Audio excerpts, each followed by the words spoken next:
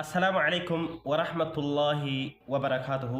شنو جتشون بربادا تاريتين نموني حرقا غرا يوتيوب كي يادفتن بغنا غادفتن شنو جتشون بربادا ويلكم. أنا دكتور يزيد في كاليدا كان mana kesan teessanii wantoota garaa fayyarraa irraa fayyadamuu dandeessan keessumaa dhibee garaa kan namoonni mana yaalaa deemtanii yaalamuu hin dandeenye manumatti yaalamuudhaaf viidiyoo yeroo garaatti isinii maxxansuu irratti argama. Sanumaan wal qabatee har'a viidiyoo xiqqoo viidiyoo gabaabduu jechuudha.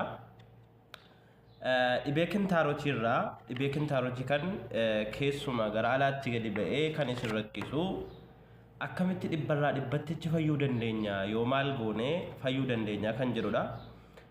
Jalqaba irratti akkuma argaa jirtan kana damma qopheeffannaa. Damma maankaa takka qopheeffannaa jechuudha. Dhibee kintaarotii dhibba keessaa dhibba irraa fayyuudhaaf. Kanattaan sinee qullubbii firii sadii takkiin qullubbii kaamila jechuudha. Qopheeffanna qullubbii yeroon sin jedhu shunkurtii adii jechuudha. Qullubbii ka jennuun isii qopheeffanna. Eegasii ammoo aannan kubbaaya takkaaf qullubbii eega walitti danfisnee dhumarraa eega danfisnee xumurree kaanee damma maankaa lama itti naqna. Eegasii waan kana meeksi goonee waliin eega rukunnee booddee eega waliin rukunneetii booda maal gochuudha qabna?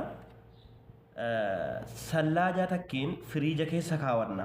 Akka inni qorrutti jechuudha. Eeganni bifa dhadhaatti jijjiirame akkuma wal qabatee jechuudha.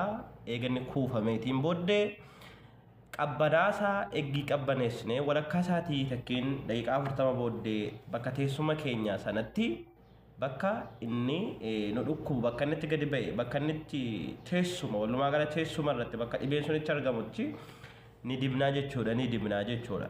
Galgala osoo rafne dibnee rafne ganama ofirraa miicina.